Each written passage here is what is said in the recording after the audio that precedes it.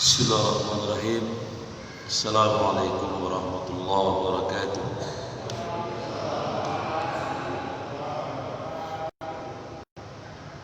Hamdan katsiran thayyiban mubarakan fihi. Wa nusalli wa nusallim ala nabiyyina Muhammadin wa ala alihi wa ashabihi wa ansarihi wa junudihi ajmain. Amma ba'd, qala Allah ta'ala a'udzu billahi minasy syaithanir rajim. Subhanaka la ilma lana illa ma 'allamtana innaka antal alimul hakim. Wa qala Nabi sallallahu alaihi wasallam, man salaka tariqan yaltamisu fihi ilman sahallallahu lahu tariqan ilal jannah, wa kama qala Rasulullah sallallahu alaihi wasallam. Saudara kami yang saya muliakan, jamaah salat maghrib yang Allah cintai,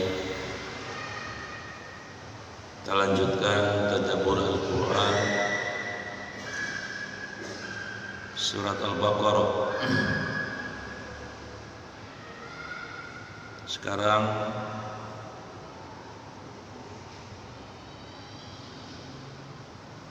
masih di ayat yang ketiga.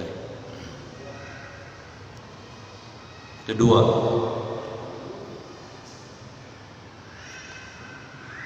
ciri orang yang bertakwa menurut Allah di sini pertama beriman kepada yang gaib, beriman kepada Allah dengan segala kekuasaannya, sifatnya, af'alnya, kasih sayangnya, balasannya. Kemudian beriman kepada surga, beriman kepada adanya neraka, yaumil hisab, nikmat kubur, siksa kubur, dan seterusnya. Yang kedua, orang beriman, orang yang bertakwa adalah mendirikan sholat. Dan yang ketiga sekarang, orang beriman, orang yang bertakwa itu adalah orang yang wa mimma, dan dari sebagian. Minnya itu maknanya tabi'id, sebagian. Ma apa-apa rozaknahu, yang telah kami rezekikan kepada mereka, yunfiqu, lalu mereka menafkahkan sebagiannya itu di jalan Allah. Ada 7 kanal, ada 7 saluran untuk kita menafkahkan sebagian, enggak semuanya, sebagian saja. Karena sebenarnya kan harta kita juga punya Allah ya. Lalu Allah minta sebagian. 7 saluran itu adalah pertama tentu saja zakat. Zakat artinya menafkahkan sebagian harta kita di jalan Allah. Sebagaimana pengertian zakat secara etimologi, secara bahasa, yang artinya suci. Maka ketika orang menafkahkan sebagian hartanya untuk zakat, maka keuntungannya untuk dia sendiri, yaitu apa? Harta dia menjadi suci. Maka sering saya mengatakan, kalau ada orang tidak mengeluarkan zakatnya, sebenarnya dia telah mengotori hartanya. Hartanya kotor, dimakan oleh dia dan keluarganya, maka berpengaruh kepada jiwanya, menjadi karakternya. Outputnya adalah sikap dan perilaku. Jadi ketika dikeluarkan zakatnya, maka bersih. Dan tentu saja yang namanya zakat ini sudah ditentukan oleh Allah, gak usah susah-susah. prosentasinya. Yang kedua, sebagaimana makna zakat artinya an-nama, tumbuh. Jadi kelihatannya sih dinafkahkan, tapi sebenarnya sedang ditumbuhkan. Karena nanti 7 saluran menafkahkan di jalan Allah itu prinsipnya sama. Apa itu? Al-Baqarah 261. Mathalul ladzina yunfiquna amwalahum fi sabilillah kamathali habba ambatat sab'a sanabila fi kulli sumbulatin mi'atu habba wallahu yudha'ifu liman yasha wallahu wasi'un. 7 saluran menafkahkan sebagian harta di jalan Allah itu prinsipnya sama, yaitu 1 dibalas 700 kali lipat minimal. Zakat juga sama, tumbuhnya. Yang kedua, saluran untuk menafkahkan sebagian harta yang Allah anugerahkan kepada kita sebagai aktualisasi atau bentuk dari ciri orang yang bertakwa adalah sedekah. Kalau sedekah itu definisinya adalah kullu ma'rufin, kata Nabi. Jadi setiap perbuatan baik itu sedekah. Maka sedekah itu bisa berupa sholat duha 2 rakaat. Sedekah bisa berupa bacaan tasbih, tahmid, tahlil. Sedekah bisa berupa menyingkirkan duri. Sedekah bisa berupa tabassum, senyum. Sedekah juga termasuk adalah mengeluarkan sebagian harta itu. Jadi sedekah sifatnya lebih umum.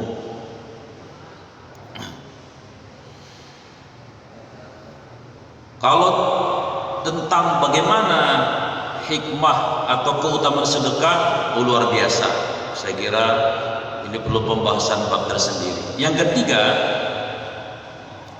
saluran untuk menafkahkan sebagian harta yang kita miliki, yang hakikatnya milik Allah dan Allah juga minta sebagian saja, bernama infak.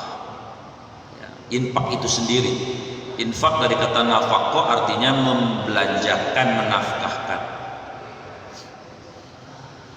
Kemudian yang keempat, saluran untuk menafkahkan sebagian harta kita adalah bernama hadiah. Hadiah. Misalnya kita beli sepeda, lalu kita infakkan sepeda itu untuk anak-anak yatim misalnya, itu hadiah. Atau hadiah berupa sesuatu yang disukai oleh saudara kita, teman kita, tentu membelinya dengan uang atau berbentuk benda, boleh. Itu juga sama menafkahkan. Apakah pahalanya sama? Prinsipnya sama, minimal dibalas 700 kali lipat. Bahkan salah satu kebiasaan para sahabat itu ada istilah ta'akhi, ya. Ta'akhi itu saling bersaudara. Satu sahabat dengan sahabat yang lain saling memberi hadiah. Yang kelima, saluran untuk menafkahkan mimma rozakna, sebagian dari apa yang Allah berikan kepada kita, adalah bernama wakaf. Wakaf secara bahasa artinya menahan. Jadi harta itu tidak dipergunakan, dikonsumsi oleh dirinya dan keluarganya, ditahan lalu diserahkan kepada nazir, lembaga wakaf, untuk dimanfaatkan yang diwakafkan tadi untuk kepentingan umat, untuk kepentingan Islam. Itu namanya wakaf. Yang paling fenomenal, wakaf paling terkenal adalah Al-Azhar Kairo. Kemudian yang ke-6, menafkahkan sebagian dari apa yang Allah razaqna, Allah rezekikan kepada kita adalah bernama hibah. Hibah itu pemberian yang diberikan kepada sang pemilik harta kepada bisa keluarganya, bisa orang lain atau pihak yang lain. Biasanya hibah ini dipraktekkan oleh sebagian besar umat Islam di Indonesia. Cuman karena agak susah menyebutnya ya, tapi kemudian sering disebut sebagai waris, padahal bukan waris, itu hibah. Jadi kalau hibah itu pembagian harta dari ahli waris dan dibaginya itu ketika ahli warisnya masih hidup. Makanya rata-rata ini di kampung kita ini hibah.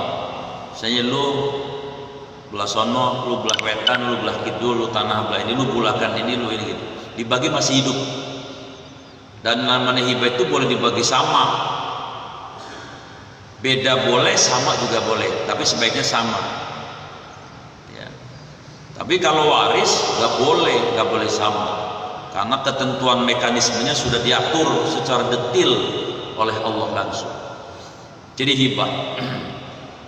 Nah, kemudian yang ketujuh, yang terakhir, menafkahkan sebagian dari apa yang Allah rezekikan kepada kita itu bentuknya namanya wasiat. Nah, kalau wasiat itu seorang sahibul mal, pemilik harta, berwasiat. Jadi sebagian hartanya tidak boleh lebih dari sepertiga itu diberikan kepada bukan anaknya, ahli warisnya, tapi kepada orang lain, misalnya anak angkat, anak adopsi dan sebagainya. Tapi tidak boleh lebih dari sepertiga. Lah pertanyaannya, 7 kanal ini, 7 saluran ini, mengapa di dalam Islam itu ditekankan, atau dalam bahasa yang lain, mengapa sih kita kudu zakat, kudu infak, kudu sedekah, dan yang tadi disebutkan 7? Jawabannya setidaknya ada 4. Ya. 1, tadi yang dibaca imam, surat Ibrahim ayat 7. La, benar-benar, in, jika, syakartum, kalian terima kasih sama aku. Wujud terima kasihnya itu dengan berbagi, mengeluarkan. In syakartum, la, benar-benar, azidannakum, aku tambahin. Oh, jadi tujuan kita zakat, salah satunya tujuan zakat, infak, sedekah, atau hikmah kita zakat, infak, sedekah, wakaf dan seterusnya, itu ternyata menurut Allah justru supaya bertambah, supaya kepemilikan kita bertambah, harta kita bertambah. Memang nggak masuk logika. Saya mau nanya, 2 dikurangi 1 tinggal berapa? Hah? Tergantung. Ya logika kita sih 2 dikurangi 1 ya tinggal 1. Tapi logika Allah tadi 2 dikurangi 1 sisanya 701, kan tadi ayatnya jelas. Jadi mengapa Allah menekankan kita untuk mengeluarkan dengan 7 saluran tadi? Justru karena Allah sayang supaya kita bertambah. Loh, yang janji Allah, asa nggak percaya? Wong kita bikin perjanjian dengan manusia aja percaya, apalagi ini Allah. Ada beberapa waktu yang lalu ada dapat WA ya, viral ya, mungkin jamaah mungkin ada yang terima juga, tentang 10 orang di Mesir yang mau bisnis, padahal mereka bukan orang-orang kaya, tapi mereka mau usaha syirkah, usaha bersama, bisnis. Iuran modalnya, sahamnya. Dan ternyata pesertanya cuma ada 9. Udah dicari ya untuk dimintai, ayo dong kita gabung nih menjadi 10. Nggak dapat juga. Akhirnya yang 9 ini ittifaq, musyawarah, syura, ittifaq. Sudah. Yang ke-10-nya peserta bisnis kita ini Allah saja. Ya. Ditulis di situ di perjanjian. Kalau nanti kita dapat profit, keuntungan, maka 10% itu milik Allah. Dengan catatan feedbacknya, umpan baliknya, Allah nanti akan berikan keberkahan, perlindungan, kesehatan, dan seterusnya.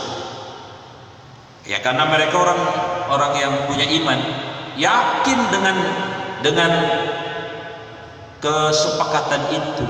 Dan ternyata subhanallah, di luar dugaan.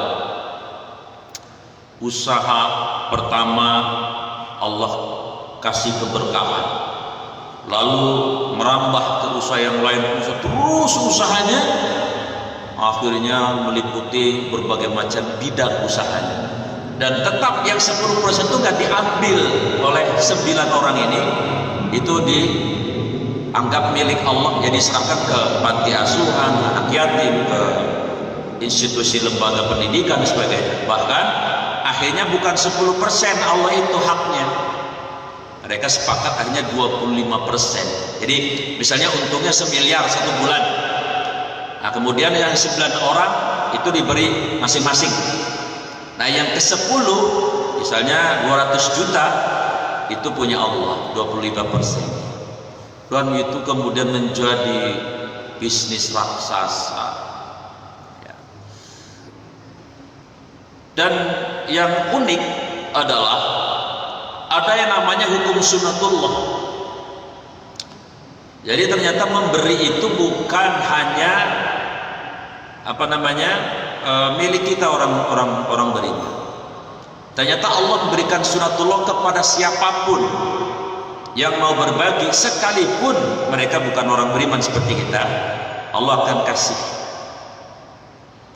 Dan kemudian kita sering membaca, mendengar para pengusaha-pengusaha kelas dunia, Bill Gates dan seterusnya itu ternyata donasinya untuk kemanusiaan ada yang 20%, 30%, bahkan ada yang 50%. Dan ternyata mereka pun diberi oleh Allah kejayaan dalam bidang ekonomi. Cuman bedanya kalau kita nanti dikasih surga berupa surga keuntungan dunia tadi, juga nanti ada surga akhirat.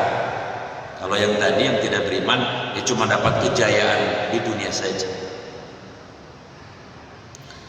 Baik, jadi yang pertama itu, mengapa kita harus wa mimma razaqnahum yunfikun sebagai ciri orang yang beriman, apa orang yang bertakwa. Yang kedua adalah mengapa kita harus wa mimma razaqnahum yunfikun, menafkahkan sebagian yang Allah berikan kepada kita. Adalah gunanya untuk menjadikan apa yang kita miliki ini berkah. Kalau tadi bertambah, ini berkah. Apa maksudnya? Ketika ada orang memberikan sebagian yang dia miliki kepada yang lain, itu jangan lupa ada doa-doa orang-orang tanda petik mustadafin. Dan hampir semua teks doa orang miskin kepada orang kaya yang paling sering diucapkan dengan lidahnya adalah, ya Allah, mudah-mudahan haji anu berkah hidupnya. Dan kemudian itu doa orang-orang kecil itu yang soleh, orang miskin yang sabar, ketika diberi tembus ke arasy Allah, maka keberkahan dimiliki oleh orang tadi, si pemilik harta tadi. Dan kalau sudah berkah itu meliputi semuanya, tidak hanya hartanya nambah, nanti keluarganya soleh, kemudian dengan yang lain hidupnya tidak ada masalah, kesehatannya terjaga dan seterusnya. Itu yang kedua. Nah, kemudian yang ketiga, mengapa wa mimma razaqnahum yunfikun? Orang bertakwa itu cirinya adalah sebagian yang Allah berikan kepada dia, maka dia distribusikan, dia nafkahkan kepada orang lain. Adalah agar mendapatkan yang namanya yajlibu rahmah, kasih sayang. Dari siapa? Ya tentu pertama dari Allah. Karena ada hadis yang berbunyi, man lam yarham man fil ardi fala yurham man fis sama. Yang tidak punya rahmat kepada yang ada di dunia, maka yang di langit tidak mengucurkan rahmat.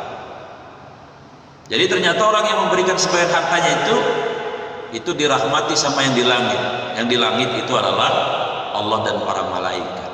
Makanya gak usah gede-gede. Tiap subuh aja, tiap subuh habis sholat subuh masukin duit 1.000 perak di kotak sedekah keluarga. Itu langsung ada 2 malaikat, yang satu mendoakan agar berkah dan sebagainya, yang satu mendoakan yang tidak infak itu untuk tidak sukses dalam usaha bisnis dan ekonominya. Itu yang sederhana, apalagi yang gede-gede. Jadi memancing rahmat Allah itu dengan cara antara lain memberikan kasih sayang kepada yang ada di bumi. Yang terakhir, mengapa sih kita mesti wa mimma razaqnahum yunfikun sebagai bentuk aktualisasi orang yang bertakwa? Karena Allah dan Rasulnya menjanjikan surga. Dan orang yang menafkahkan hartanya di jalan Allah, walaupun tidak semuanya, sebagian, itu amat sangat dekat dengan yang namanya surga. Maka Rasulullah pesan, sedekahlah walaupun cuman dengan sebiji kurma. Ya masa iya orang Raudatul Jannah sedekah kuculuk, Pak, Bu, saya sedekah sebiji kurma ya. Lah, obatnya habis apa? Obatnya habis itu. Ya model Pak Haji Yusran, ya sedekahnya pakai rekening lah. Abah pakai rekening. Kalau dilipatkan dengan sebiji kurma, dahsyatnya luar biasa. Bahkan ada satu riwayat nih. Ini buat kita aja ya, jangan jangan ngomong. Ada 3 orang mau masuk surga, 4 ya. Tapi ternyata yang masuk duluan adalah orang yang sering menafkahkan hartanya jalan Allah. Jadi begini, ada seorang pejuang Islam yang hebat, dia mau masuk surga. Tapi ketika mau masuk surga, Allah suruh melihat, hambaku, kamu lihat di sekeliling kamu itu ada siapa? Oh, ada guru saya. Ada guru saya, ada ajengan saya. Terus kata Allah, kamu mau ajak dia apa bagaimana? Masa guru kamu gak diajak masuk surga? Kata dia, ya Allah, rasanya saya tidak layak, saya tidak pantas saya masuk surga duluan. Karena saya berjuang ini, karena inspirasinya itu guru saya itu. Kayaknya yang pantas masuk surga adalah guru saya, ya Allah. Saya habis diadah belakang. Masya Allah. Kata Allah, Anda takdiman wa ikraman, ya, Anda orang yang takdim, menghormati seorang guru. Lalu ketika si gurunya, kalau gitu guru silakan masuk surga. Lalu kata Allah, kamu sudah melihat sekeliling kamu ada siapa? Dia lihat ada Haji Yusran. Terus, ya Allah, rasanya saya nggak pantas masuk surga. Walaupun saya seorang ustadz, seorang kiai, tapi saya ini dulu belajar ilmu mengerti halal haram, hak dan batil sebagainya. Itu saya sepanjang saya mencari ilmu, saya dibantu infaknya oleh Pak Haji Yusra. Kata Allah, jadi bagaimana? Rasanya saya tidak pantas masuk surga duluan. Ada wasilah, ada katalisator, saya bisa masuk surga itu. Jadi bagaimana? Beliau dulu saja. Akhirnya si dermawan tadi mau masuk surga. Tapi ketika mau masuk surga, dia juga ditanya, hambaku, kamu sudah melihat belum sekeliling kamu ada siapa? Lalu dia mengatakan, ya Allah, saya tidak pantas masuk surga. Kenapa? Saya ini bisa jadi seperti yang sekarang ini pasti karena rintihan doa ibu bapak saya. Jadi bagaimana? Kalau boleh ya Allah, saya minta saya tidak sendirian masuk surga. Sama siapa? Sama emak bapak saya. Akhirnya yang masuk surga itu tadi sama emak bapaknya, tapi kemudian tadi kiai nyusul, yang berjuang juga nyusul, masuk surga semua. Sebetulnya ini hanya sebuah iktibar, pelajaran bahwa betapa orang yang mimma razaqnahum yunfikun itu bargaining posisinya, eksistensi dia di mata Allah itu mulia, bukan main. Maka mudah-mudahan saya terutama yang ngomong dan kita semua, kita mau wa mimma razaqnahum. Allah enggak minta semuanya. Min ma itu artinya tabi'in, sebagian aja. Silahkan ke zakat, cakep, ke sedekah boleh, ke infak enggak salah, ke hadiah monggo, ke wakaf cakep, ke hadiah afdal, ke wasiat hibah juga keren. Silahkan, salurannya sudah disediakan oleh Allah Subhanahu wa taala. Pesannya Abah jam 6.50 selesai. Udah jam 6.50. Insyaallah pekan depan kita lanjutkan. Kita tutup dengan kafaratul majlis. Subhanaka Allahumma wa bihamdik asyhadu an la ilaha illa anta astaghfiruka wa atubu ilaik. Assalamualaikum warahmatullahi wabarakatuh.